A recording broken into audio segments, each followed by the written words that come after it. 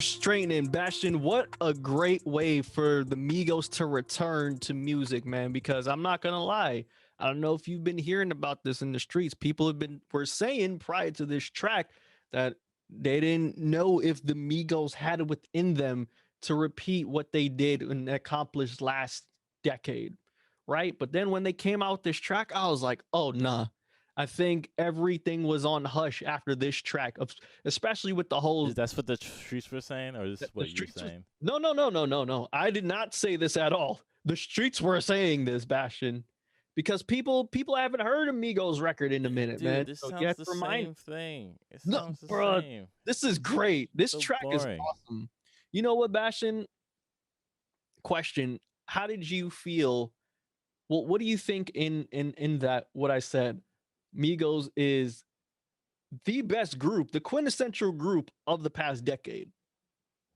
I You disagree. disagree. Of course you disagree because you're going to say Ray Shrimmer or something. Yeah. Of course Okay. you're going to say Ray I Shrimmer. wasn't thinking about them, but they're way better. Ray No, Shrimmer, they're amazing. Their they are albums, amazing. They are amazing, Bastion, but Migos is a pop culture they're icons. better than the Migos. No, they're Migos not. just have a fan base that likes Migos do to. have a fan base, but if you Ray saw the Shrimmer also has. evolution of the Migos throughout that past decade, bruh, their rise was amazing. Let's not forget, okay? Freaking Hillary Clinton destroyed the dab. All right, that was the Wait, Migos. wait, wait, wait. Hold on. So what is your what's your point? What's your argument? Migos was the best was the best group of the past decade, and they're coming back to claim their title as one of the best. Best group, Migos, Yes, and of the hip hop. decade. Yes, of the 2010s. Okay, Yeah, I disagree, of but course you I don't disagree. want to I know you continue disagree. discussing this Why? This because is a good. I think they're one of them, but I don't think they're the best. Okay, who do you think is the best? Odd Future. No, because they Okay, didn't last as long. true, and they are just a for me a collective. They're collective. So who do you think this past decade the best group? I don't have an answer for that now on the spot, so you might have to ask me some other time.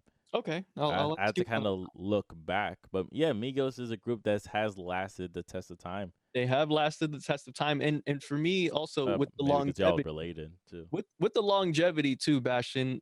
I think about the tracks that Migos have dropped over the past decade and the cultural impact that the Migos has had this past decade as well. You know, I think a lot of that played into to factor for me.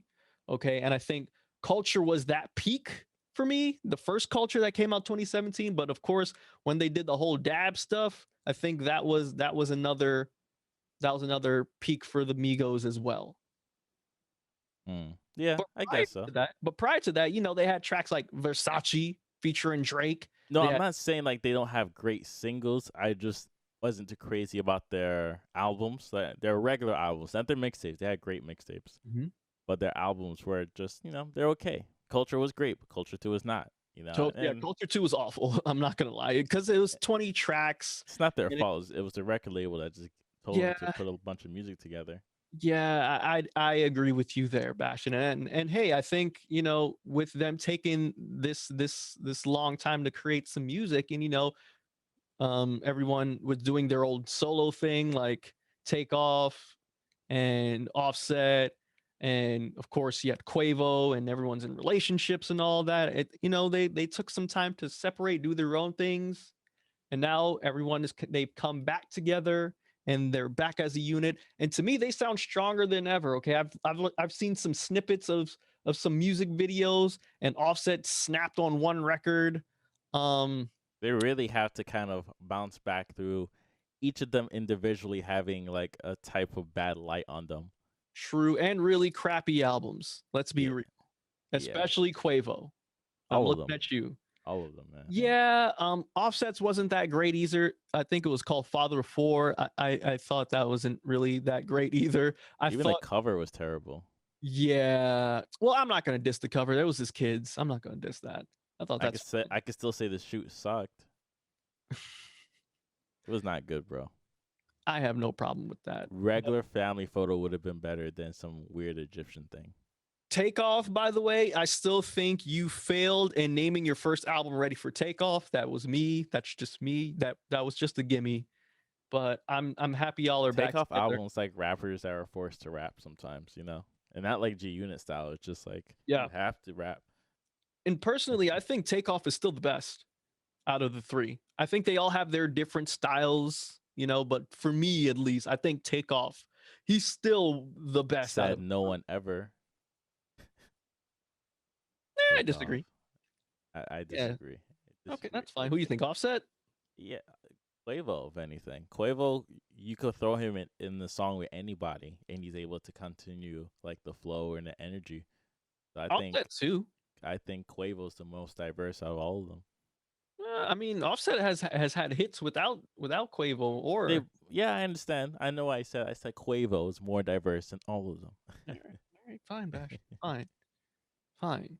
All right, Now let's get into let some more music talk, Bash. And let's get into your fellow Zoe. no wait. Okay, yeah, let's get into The recent Haitian boy Kodak. That's right. The recently pardoned Kodak Black is back with another track. Oh, damn. Hey, that rhymed. But, anyways, Haitian boy Kodak dropped 8-track album, 23 minutes.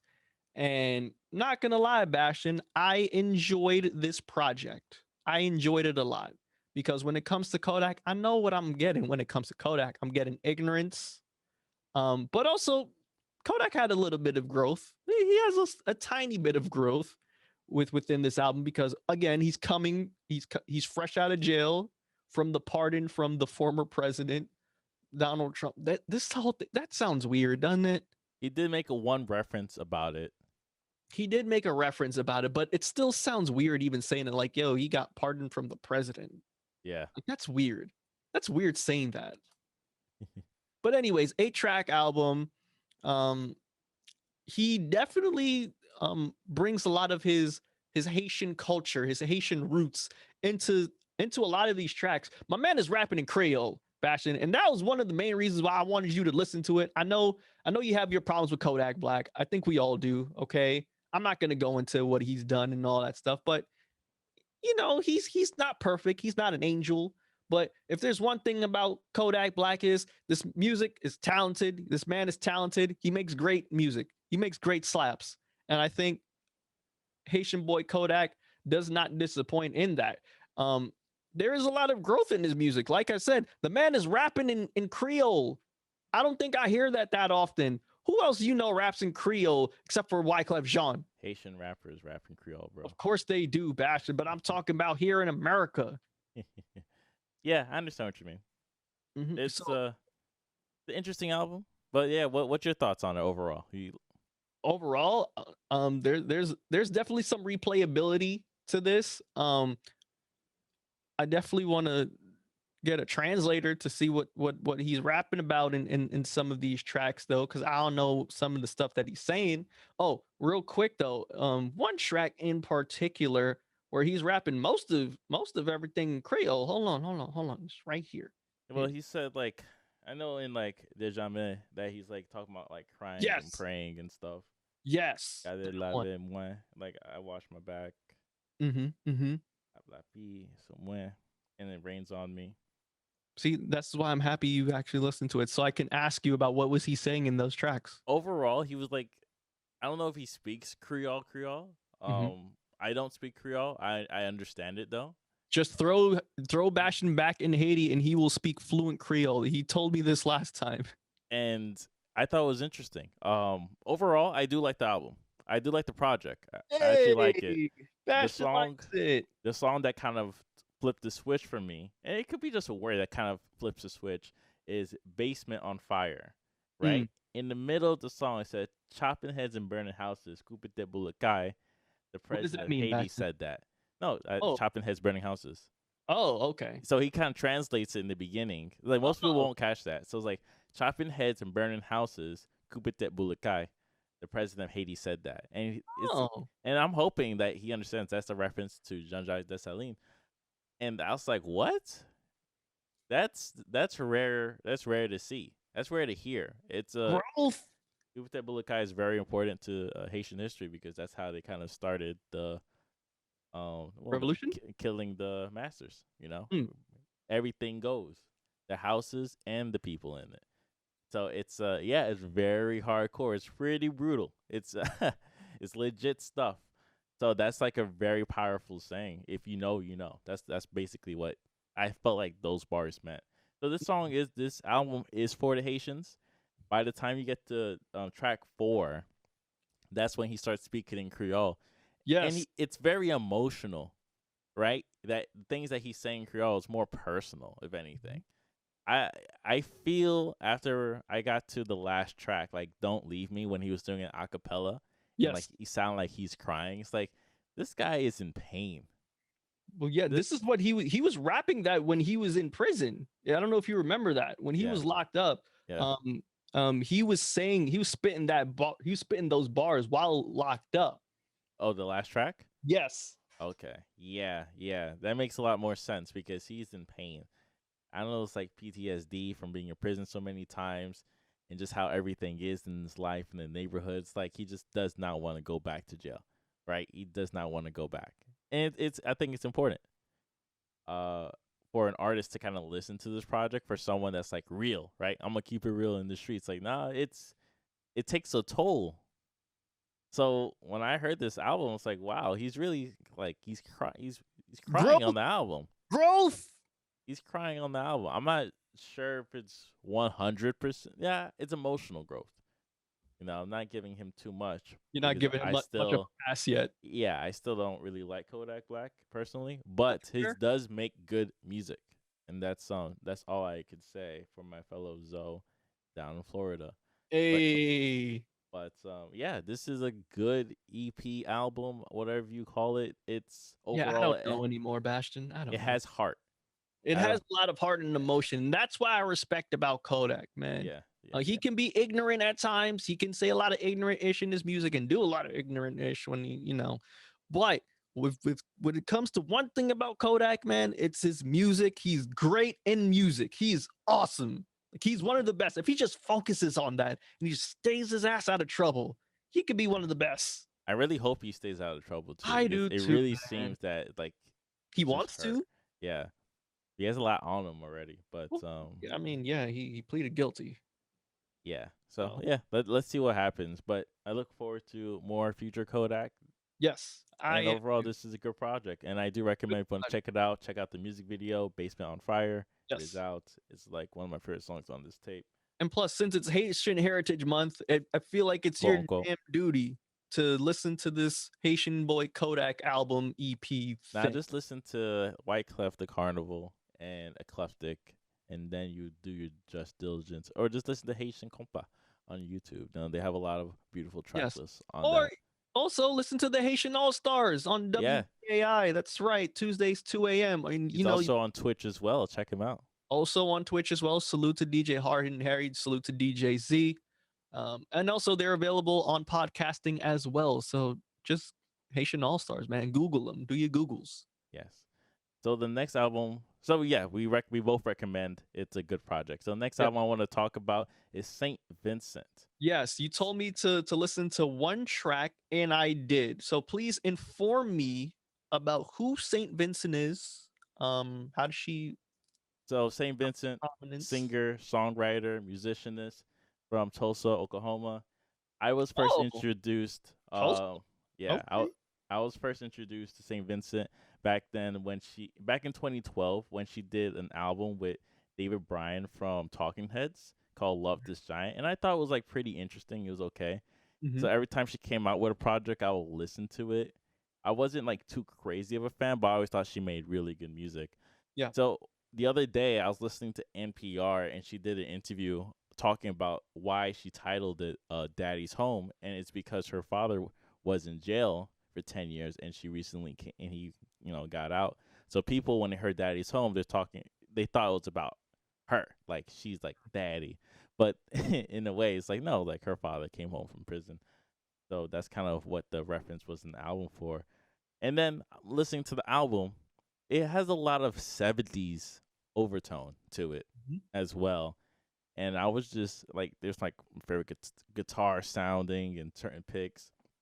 Very good with melodies, the song topics. My baby wants a baby, and just listening to that and just chilling all day. It's like, wow, this album is really good. So if you really want, I won't call it Tame Impala s because Tame Impala still use that kind of psychedelic '70s Definitely not Tame noise. Impala. No, She. no, no. Throughout the album. Mhm. In terms of '70s soundscapes Yes. and like the features that music had in the '70s, it does have that overtone throughout the album. I'm not saying Tame Impala is in the same vibe, but Right. it's just No, like that's what I said. It's like this is definitely not Tame Impala. no, no, no, no. I was just talking about this. It captures the '70s the same way Tame Impala does.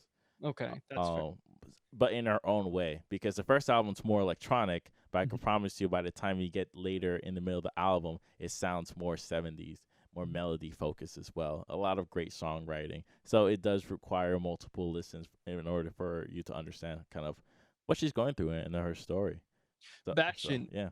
when I said before we took our second break that there's a lot of music that's coming out now that sounds like they're making it for us to go outside and to listen to it outside. Mm-hmm. When I heard the first track, which is Pay Your Way in Pain, that's the first thing I thought of. I thought of, damn, this is going to sound really good live because a lot of the instrumentation that's on that record, um, a lot of it just sounds like live instrumentation, and it Oh and it yeah, it is. It it is. is like she has the sitar, Mhm. guitar, acoustic guitar, got the bass, got a lap steel, the mellotron. Like she plays it all. Yeah, You, and I you, was just like, "Yo, this ish would sound really awesome live."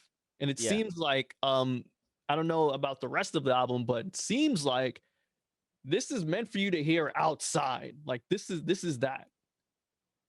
Yeah, I think in a good room, if in a good day, I think so too. Like a nice nightlife with the lights out, Mhm. almost the same energy that when we went to see Flying Lotus. You know, everybody in the crowd Yeah, together, just relaxing in open air while listening to the music.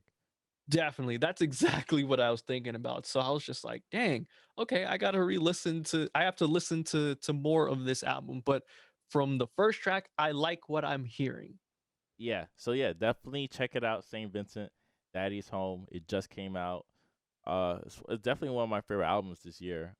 Just Mhm. off of like first listen. And yeah, it's kind of rare for me to like something first listen. I think the last album wasn't too recent. It was Flying Brockhampton? Lotus, Oh, yeah, Yasuke. Yasuke, and I love that album. That album is just it's already top 10, It's a no good doubt album. about it. It's No, a good album. The I anime, haven't watched the anime, don't watch the anime. I told you before, I'll say it again. but the Do not watch the anime. It is awful. that album has the same energy as like those random Japanese albums I found on YouTube and I just mellow out all Yeah, day. It's just like, yeah. but I I know. know who made this. The black man from LA. Flying Lotus. Yeah, that album, it's a great album. Again, like I said last time, it gets you immersed within the Yasuke world. So hey, if you like the Yasuke album, that's all you need to know about Yasuke. Don't dig deeper, please, because you'll be disappointed. Don't do it. Yeah, yeah. Swear to God, don't do it. Just use your imagination when you're listening to the music. It Yeah, works. use your imagination, man. Just picture what you want the storyline to be like. Don't watch the anime. Please don't do All it. right. We kind of waited long enough. Time to Oh wait, real quick. All right, yeah. I don't wanna get past the the Nicki album. Well, Nicki re-released "Beam Me Up Oh, okay. Scotty" on Yeah, yeah. Let's 8/8. talk about that. I heard Yeah, it yeah. I multiple think. times today. Oh, you did. Oh Yeah. wow, I did too. I'm not gonna lie. I felt like the biggest bar back in 2009 again. And real quick, Bastion, isn't it weird now that that we have these mixtapes and these albums that are like 10 years old? I mean, like Goblin was recently like it had its 10-year anniversary, and of course, Beam Me Up Scotty is like 11, no, 12 years old now. Isn't it weird now that like we remember like those moments of when those tapes or albums came out, and now you're hearing like like this is the anniversary? Isn't it wild, like being there and actually remembering that time? That's a great question. And I kind of use that instant to talk about like Illmatic, Mhm. right? Illmatic being such a classic album, it came out in '94. We were born. We don't know when it came out. Like this 8-year-old spitting the best bars that hip hop will ever heard forever. It's like the best album of all time. Yeah. And it's like 10-year anniversary. I remember the 10-year anniversary happened. No, the 20th anniversary. 20. I Yeah. remember when the 20th 2014. anniversary happened. I did not listen to it. The 10. I heard the 10-year anniversary album Hmm. because I found it on the internet, but I did not listen to it, the 10-year one. And the 20-year anniversary is coming out. The vinyl is coming out. Just like the unreleased projects Yeah, I from that remember. era was coming out. You listen to it, it's like, wow, this The is garbage. documentary came out. Wow, this music sucks. Just let me listen to Illmatic, please. You're ruining the experience. That's kind of how I feel. It's like Mm. to think back on the album and knowing that it was like the best of its time Hmm.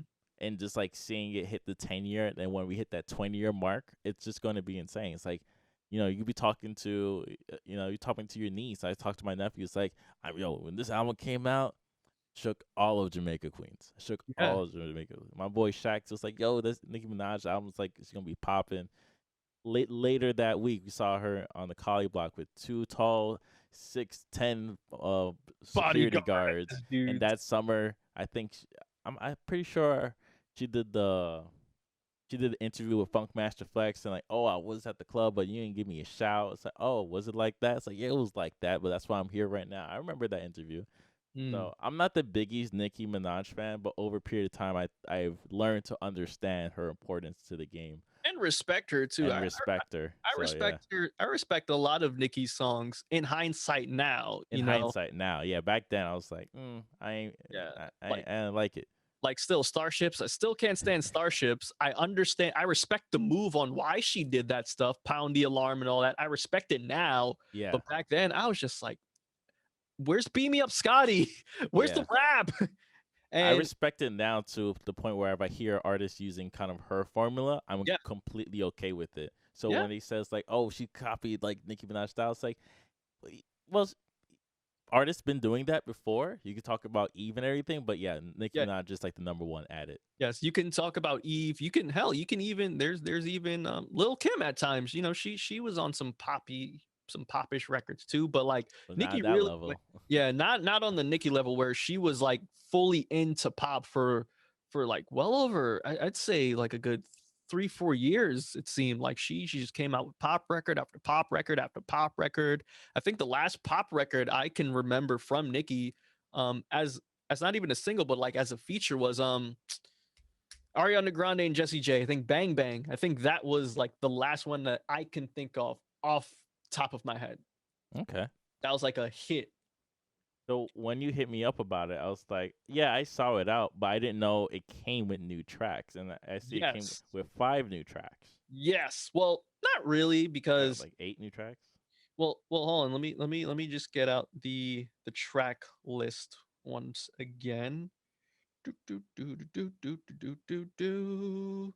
Yeah, so actually it's only 3 new tracks, but those additional tracks that you see, so like Seeing Green with Drake, Lil Wayne, Crocodile Teeth, the remix, and then Fraction. But Chirac and Boss Ass Bitch, that those were tracks that she already did before. Oh, okay.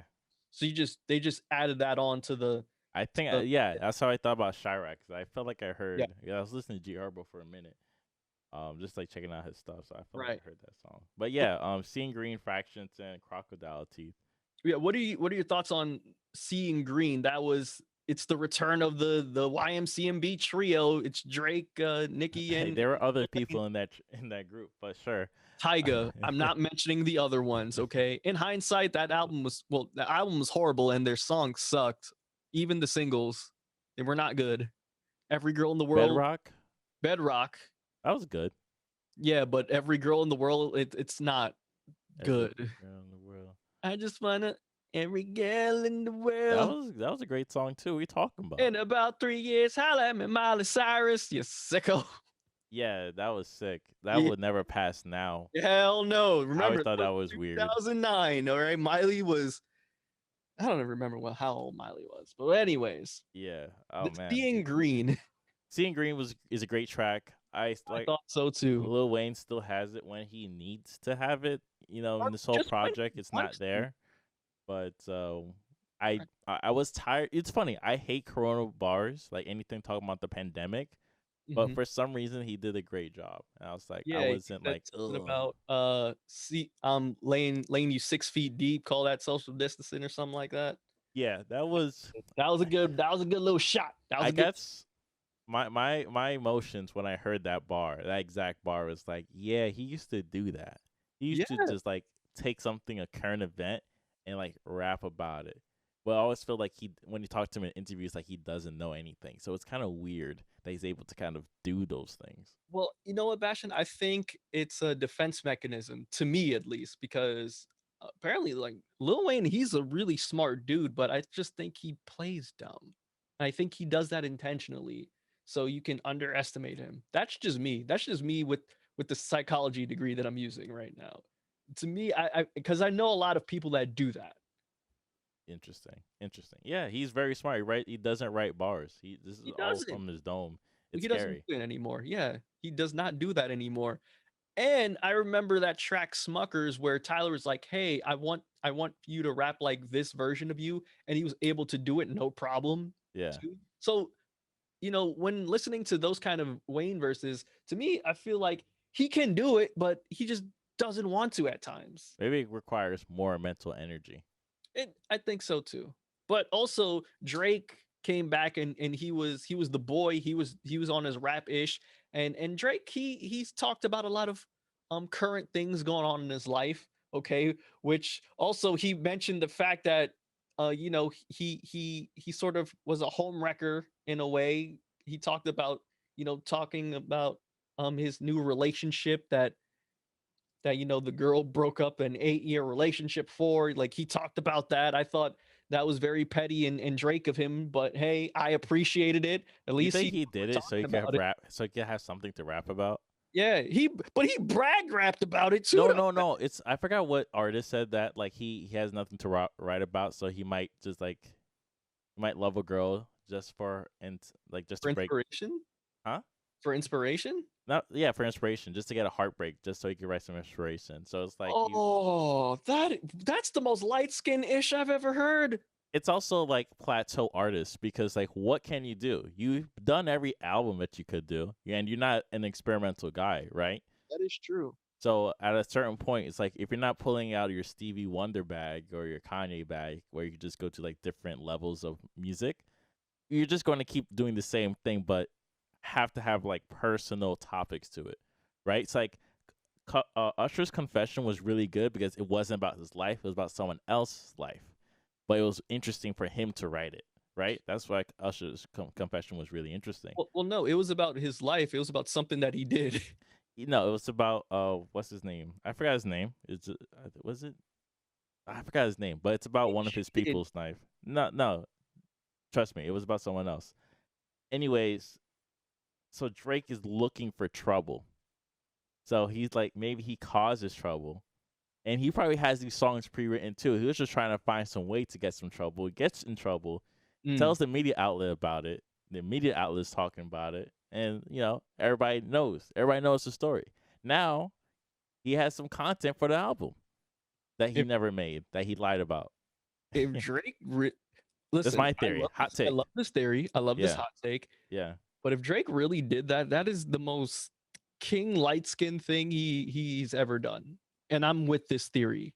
I'm with this theory 100%, which goes back to the question that I asked last year.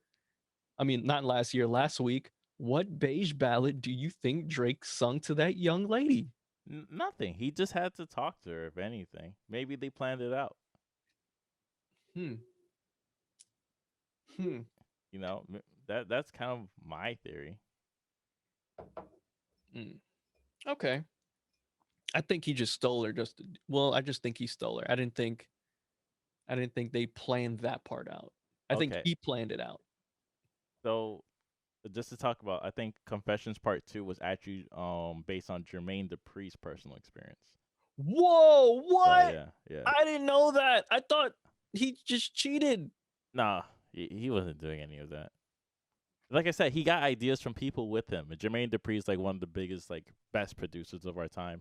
Yes. So Don't so of worry, we're gonna be talking about Bow Wow soon. I will. Damn course. it. because So yeah, yeah. So that's kind of my theory. If we're just talking okay, about Nicki, but just quickly talk about Drake. right. For his Loverboy season, that's kind of the theory. He's causing trouble, and Hmm. he can make 3 to 5 good songs about it for about 2 years. And Mm, 5 singles is really good in yeah, today's age. So if you can make some like good singles about it, then it's gonna be a very good summer. And it's she's beautiful too. That woman. It's kind of messed up. We don't have her name, but at the the same name's not time, important, but it's she's just Drake's type. Okay, yeah, light yeah. skin, nice hair, accent probably. I'm not sure. Quote unquote nice hair, but yeah, Yeah, you're right. My bad. yeah. It's the hip hop jargon. Right. But yeah, she's Drake's type, okay? Basically another Georgia Smith. Yeah, so it kind of I don't know, it's just weird. But that's kind of my It is weird. theory. He causes problems so he has something to sing about later in life because there's I nothing else to agree. sing about. But I think he should get into his Stevie Wonder bag. I know he sampled Stevie Wonder a couple times already. Mhm. Just you're almost there, bro. Drake Once Drake sampled has his Stevie everyone. Wonder era, it's gonna be lit. Remember, Drake had the Michael Jackson feature, okay? And he made Michael's vocals sound like the dream, all right? Yes, I do remember that. Yeah, I remember that because that irked me. That irked me a lot. That was weird. I don't think I heard it a lot, but I do Yep. remember we had this Of discussion. course you didn't hear it a lot because it was like, what the F? But Uh, anyways, yeah, Beam Me Up Scotty, it was great. It just took me back to 2009. It took me back to the rise of Nicki Minaj. It was great. Yeah, I remember being in high school, hearing about Nicki Minaj and all that stuff, and I remember hearing or watching Yo Gotti's Five Star Chick remix, and that was like my first introduction to Nicki Minaj, and then Beam Me Up Scotty and all that stuff. So it just it was just nostalgic. It was great nostalgia, and it's cool that it's now on DSPs, and all she right. has merch now too. So I kind of want one of her Beam Me Up Scotty merch. It's pretty sick.